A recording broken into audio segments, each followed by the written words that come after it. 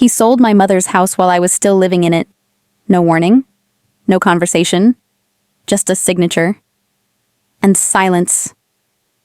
That was the day I stopped being his daughter in anything but name. But I didn't scream. I didn't fall apart. I walked out the front door with nothing, and built something no one could ever take from me again. This isn't a story about loss. It's a story about becoming. And if you've ever had to choose between who raised you and who you're meant to be, you already know how it ends. But stay. You'll feel every step. The air in Bellevue carried a damp chill that clung to my coat and settled into my collarbones. It wasn't just the weather. It was the quiet. The kind of quiet that felt personal. As I pushed open the gate to my childhood home, a brittle pine needle snapped underfoot.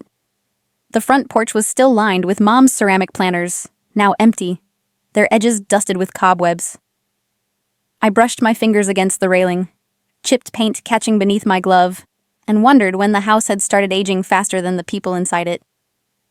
Dad had asked me to come home for Thanksgiving. He said he'd cook this year, which should have been my first clue that something was off. Richard Carter didn't cook. Margaret did. At least she had until the cancer took her away like a sudden gust. That was 3 years ago, and I hadn't spent a night in this house since the funeral. Inside, the house smelled of lemon cleaner and old wood. The air was too still, like it was holding its breath. I stepped into the kitchen, expecting the hum of a fridge or the distant clatter of utensils. Instead, I found a stranger. He looked up at me from across the table. Thin-rimmed glasses, a stack of manila folders in front of him. He stood awkwardly. "You must be Emily." I didn't respond. My eyes locked on the paperwork splayed across the table, and then shifted to my father, who stood by the window, arms crossed, like a man waiting for a train that was already late. "What's going on?" I asked, already knowing I wouldn't like the answer. Dad didn't look at me. He gestured to the man beside him. "This is Mr. Holbrook. He's handling the listing." "The listing," I repeated slowly. He nodded. "The house." For a second, the room shrank. Or maybe I did. My fingers tightened around the strap of my bag. "You're selling the house without even telling me." "It's not about telling," he said, his voice measured. "It's about doing what makes sense. And right now, this house is just overhead." "Overhead?" My voice cracked. He glanced at the lawyer, who suddenly found his folder very interesting. I moved around the table, skimming the pages. My name stared back at me in capital letters. Emily Carter. It was right there, in black and white, like I'd agreed to let go of everything that had once held me together. "You included me in the paperwork?" I asked. "You assumed I'd just sign this?" "It's a legal necessity," he said flatly. "We co-own." "This is where I grew up," I said, blinking faster than I wanted to. "Where Mom read to me by the fire, where she used to sing when she made tea." "She's gone," he said, finally looking up. "You need to stop pretending this place still has meaning." I could see it then. Not anger, not grief, but something colder. A sort of clinical detachment, like he was discussing stock options instead of family. The fireplace behind him looked dull, the hearth untouched. I remembered Mom kneeling there, her hand resting on my back as she read stories about brave girls and hidden kingdoms. My breath came out shaky. "You don't get to erase her." "She's not in these walls," he replied. "She's in memory. And this house isn't helping anyone anymore. It's an expense, Emily." That word landed like a slap. I glanced around the room, at the cracked teacup still resting on the shelf, the couch with a permanent indent where Mom used to sit and hum while she folded laundry. These weren't expenses. They were artifacts. They were warmth in a house that had long gone cold. "I'll never sleep here again, will I?" I asked quietly.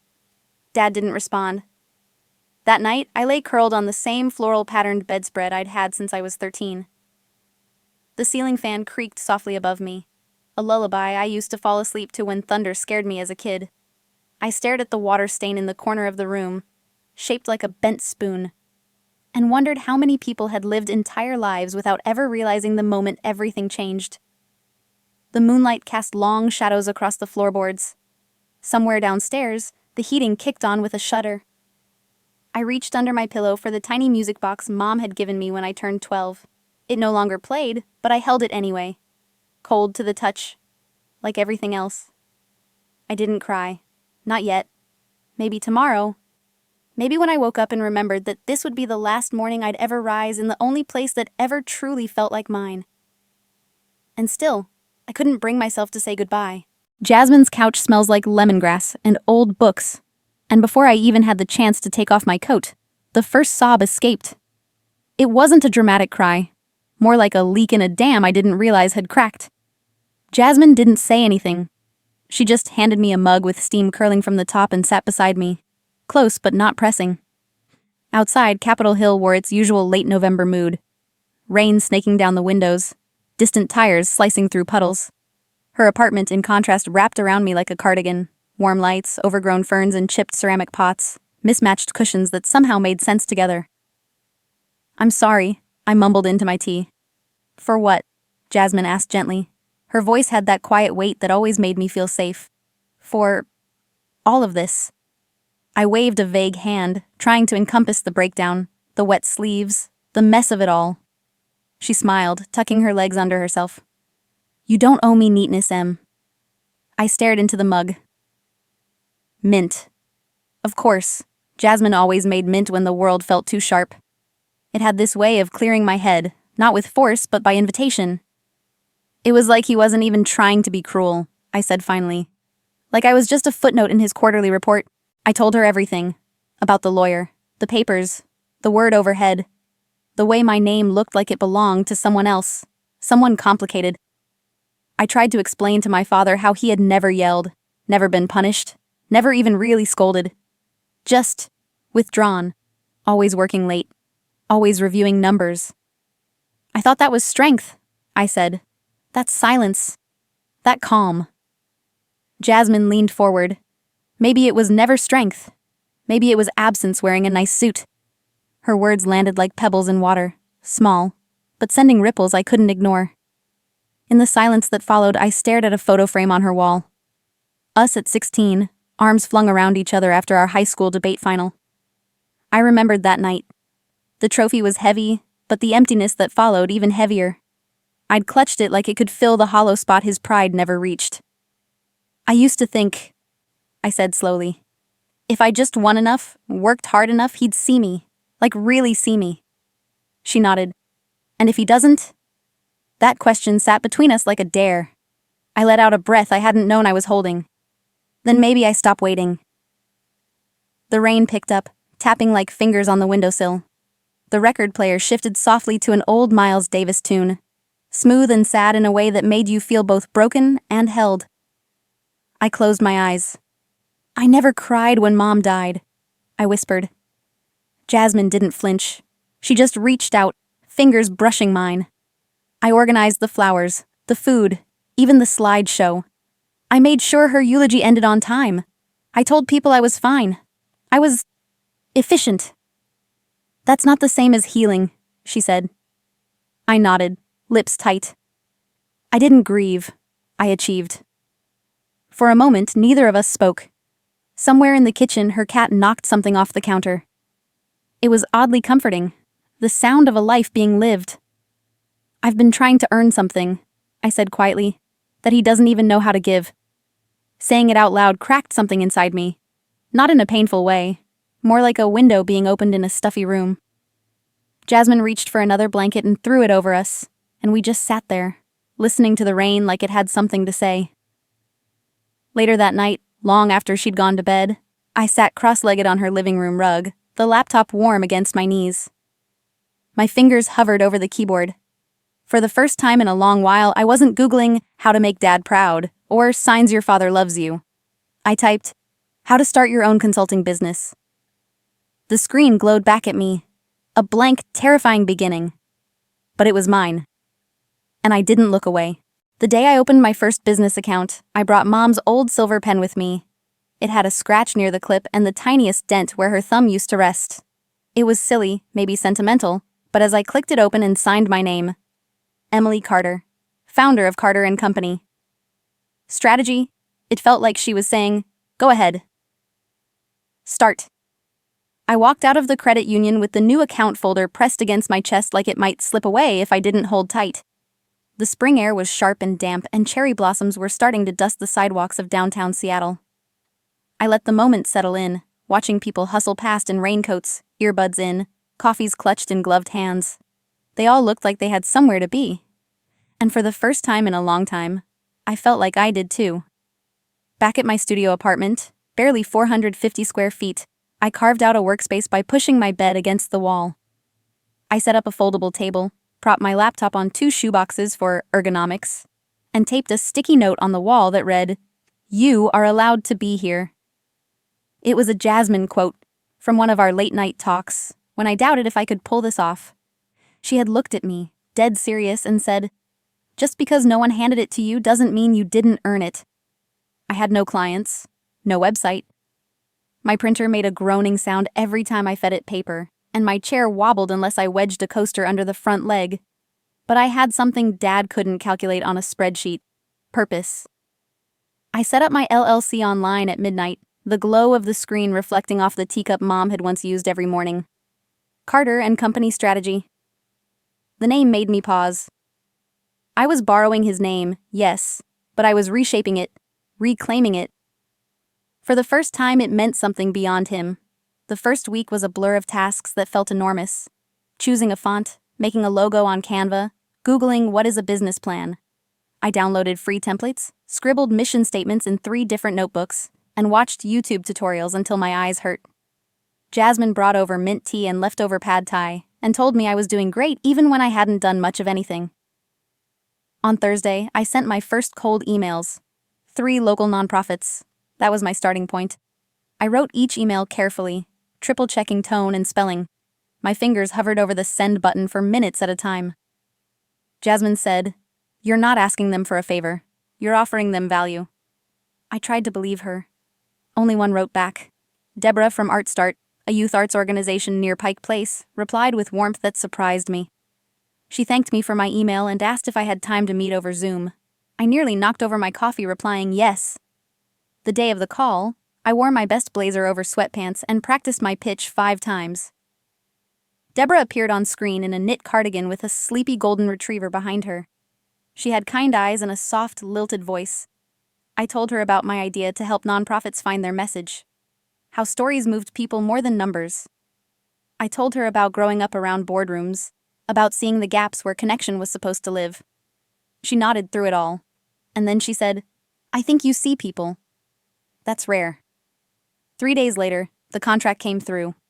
It was for a 1-month messaging revamp. The payment was $1,050. I read the number at least 5 times. It wasn't huge, but it was mine. Not a paycheck, not a handout. It was earned. I printed the contract, fought the printer twice, and walked the half-mile to the credit union again. This time, the deposit felt like a ritual. I slid the check under the glass, heart pounding, and watched the teller smile and say, "Congratulations, Ms. Carter." I smiled back, tucking the receipt beside the photo of Mom and me at the Tulip Farm when I was 9. That night, Jasmine came over with sparkling cider and 2 cupcakes, slightly smushed from the walkover. We toasted on the floor. "To building something they can't take from you," she said. I raised my glass. To earning it. But as I sipped, something tightened inside me. What if Dad found out? What if he stumbled across my website, saw Carter and Company, and assumed it was his? What if he laughed, called it small, called it cute, told people it was an offshoot of his work? I could hear his voice already. She's finally following the family path. That thought, him taking credit for something he had no hand in, made me queasy. Later, alone, I stared at my whiteboard where I had written in block letters, "One client. 100% mine." I added a second line below it. "Integrity isn't loud, but it lasts." I curled into bed with the silver pen resting on my nightstand. I hadn't changed the world, but I had changed something in me. And I knew, deep in my chest, that I had just begun. By the time I hit 6 figures in revenue, I'd stopped checking my inbox for his name. But that didn't mean I'd stopped wondering. The air in my WeWork office at Westlake always smelled faintly of eucalyptus, thanks to a diffuser Jasmine gave me when I signed my second big client. It helped mask the burnt coffee scent from the communal kitchen and the anxious buzz of ambition that filled the open floor every day. My office was small, just enough space for my desk, 2 chairs, a plant that refused to die, and the framed check from Art Start mounted proudly above the light switch.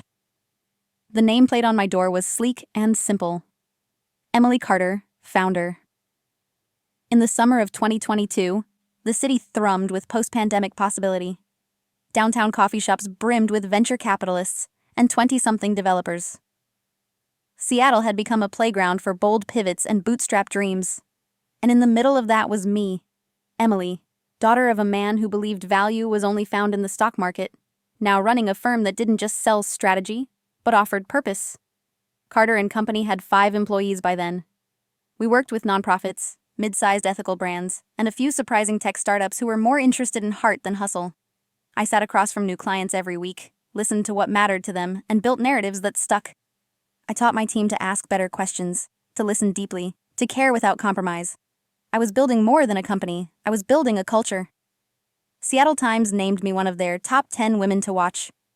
The article ran a photo of me standing next to the bay window in my office, arms crossed, laughing at something the photographer had said. I looked confident, almost effortlessly so, but I remembered how my palms had sweated through the entire shoot. Beneath the caption, it read, "Emily Carter is reshaping what strategy means for a new generation of mission-driven businesses." That week, Jasmine came by with lunch, banned me from our usual spot, and an envelope. It was glossy, thick, and gold-trimmed. A formal invite to a tech leadership summit downtown. She raised an eyebrow. "You've arrived." "Don't jinx it," I joked. But I slipped the envelope into my drawer like a secret I didn't quite believe yet. At the summit, I wore navy slacks and the same silver necklace Mom had given me on my 21st birthday. I shook hands, traded cards, took notes. Toward the end of a panel, a gray-haired investor leaned over to me and said, "Your firm's doing interesting work. Reminds me of the early days before legacy firms got lazy." He smiled. "Heard your dad's outfit is leaking partners left and right." My breath caught. "Excuse me?" He shrugged. "Just industry chatter. Old guard firms struggling to adapt. I read a piece the other day comparing Carter and Company to one of the legacy boys. Thought it was clever." That night, I Googled until my eyes blurred. There it was, a blog post titled, "New Strategy, New Blood, The Women Disrupting Legacy Consulting." Midway down, a paragraph dissected the rigidity of firms like RC Holdings, my father's company, then pivoted to mine. What Emily Carter understands is that strategy isn't about spreadsheets. It's about people. I blinked at the screen, heart pounding. RC Holdings. RC Richard Carter. He was losing ground. 2 days later, I sat at my desk, tapping my nails against the wood grain, sipping jasmine tea gone lukewarm. My inbox pinged. Subject: Carter and Company from Richard Carter, r.carter@rcholdings.com. Impressive growth. Hope you're well. That was it. No salutation, no warmth, just 5 words. I didn't cry, I didn't smile either. I hovered over reply, then moved to archive. Click. And just like that, I exhaled. But I didn't go back to work right away. I just sat there for a while, letting the silence hum around me, letting the words settle into my chest like dust. I wasn't sure what I had wanted. A real apology, maybe. An acknowledgement. Or even a fight. But what I got was distance dressed up as civility. Polished silence. Just like always. I stood, crossed the room, and ran my fingers lightly across the edge of that first check on the wall. The ink had faded a bit, but the amount was still clear. $1,050. A start. Not flashy, not grand, but it was real.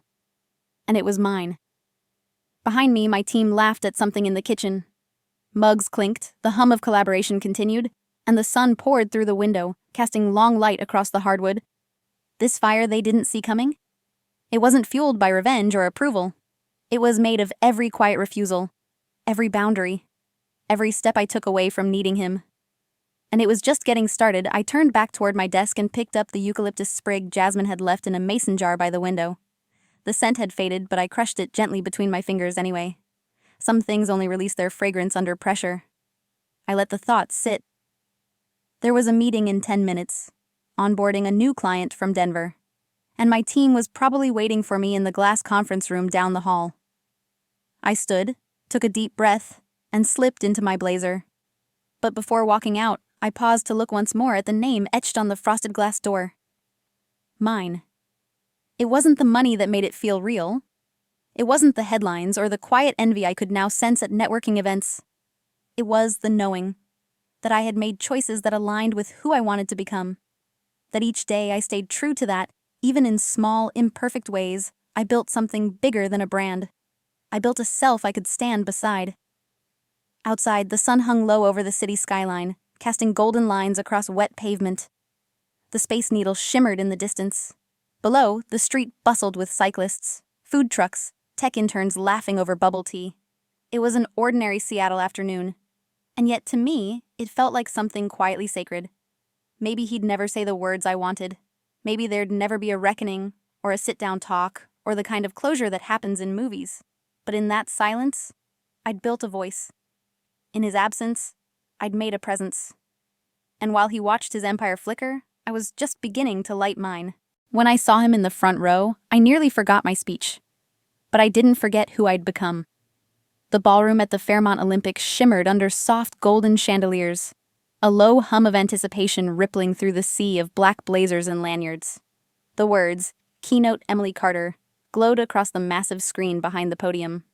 Just 10 years ago, I would have walked into a room like this and tried to blend in. Now, they were here for me.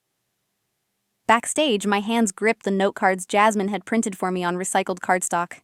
"He won't clap," she'd said that morning, slipping them into my hands. "So speak like you don't need him to."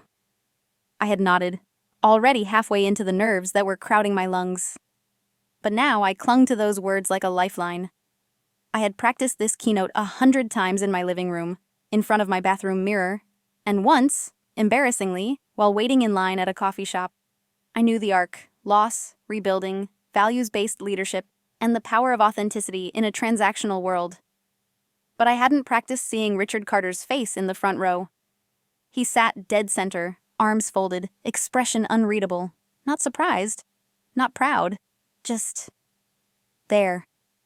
My heels clicked against the parquet floor as I walked across the stage.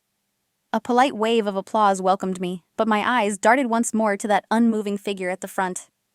I took a breath, my mouth opened. And then, like wind tearing through an open window, a memory flashed in. The first time I had asked him for help in middle school, writing a campaign speech for student council. He had handed me a brochure from his company instead. I looked out at the rows of strangers, colleagues, and reporters waiting with pens in hand. I looked down at the note cards. Then I slid them quietly into the side pocket of the podium. "My name is Emily Carter," I began, steady but softer than I intended. "And like many of you, I've built something from less than I needed." The room fell quiet, respectful. "I grew up in a house where silence was considered a strength," I said. "Where approval came in spreadsheets, and love was efficient." A few people shifted in their seats. But I had a mother who told stories, who kept chipped teacups and made soup when the world felt too loud. She made a home. And when she passed, that home became a number on a page. It was sold. Quickly. Efficiently. I didn't name my father. I didn't have to. That day I realized something. When you lose the things that held your story, you either become a ghost of that loss, or you start to write something new. I paused. My eyes locked with his. I started a company with a broken printer and a silver pen. I didn't have legacy. I had resolve. And mint tea. And Jasmine. There was a ripple of soft laughter near the back. I wasn't trying to win anything. I was trying to remember who I was without needing someone else to see it first. The podium light reflected faintly off the small gold locket at my neck. My mother's. I never mentioned it, didn't need to. I took a breath and delivered the final line, the one I'd practiced but only now understood fully. You don't need legacy to create something lasting. You just need the courage to walk away from what broke you. For a second, there was nothing. And then the room stood. Chairs scraped the ballroom floor. Hands clapped, a few louder than others. Jasmine, from the side curtain, had tears in her eyes, but she didn't move. She just smiled, small and certain. I stepped down from the stage slowly. As I passed the front row, Richard stood. Not to applaud. Not to reach for me. He simply rose, nodded once, and walked out the side aisle, disappearing through the exit before I could say anything. And I didn't follow. I didn't need to. Backstage afterward, I pressed a trembling hand to my chest as the final applause faded. My heart was thudding, not from fear but from something closer to release.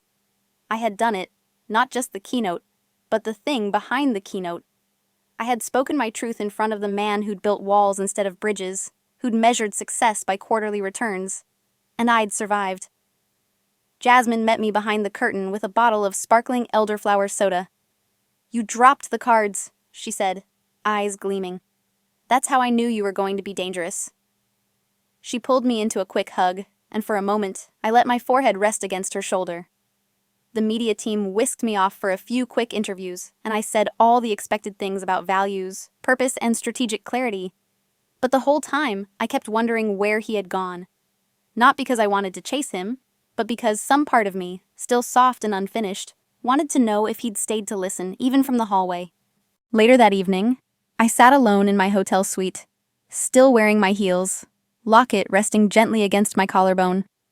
I poured myself a cup of mint tea, a ritual now, and replayed the speech in my mind.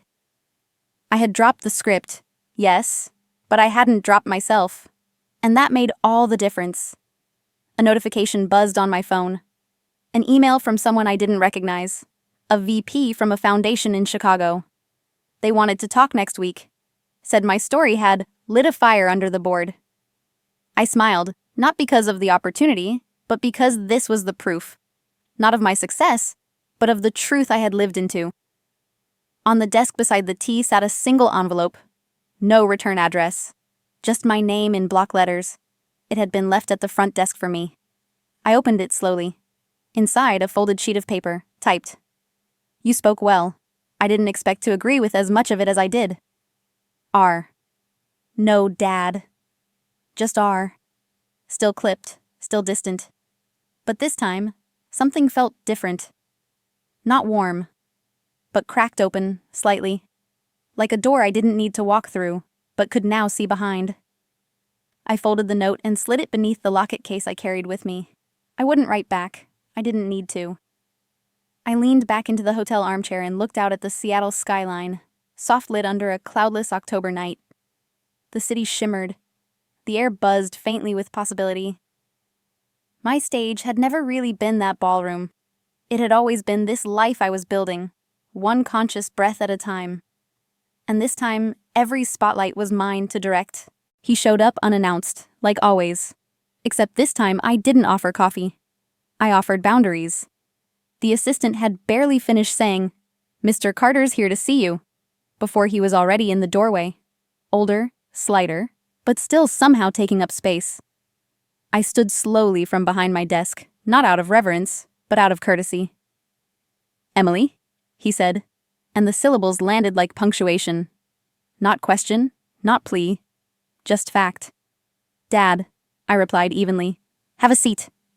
He didn't look around the room, didn't comment on the design or the view or the quote on the wall. Built, not inherited. Instead, he sat. Quietly, as if finally aware of the weight of silence. "I'm not good at this," he began, adjusting the cuff of his sleeve even though it sat just fine. "I never was. Not with you, not with your mother." I didn't interrupt.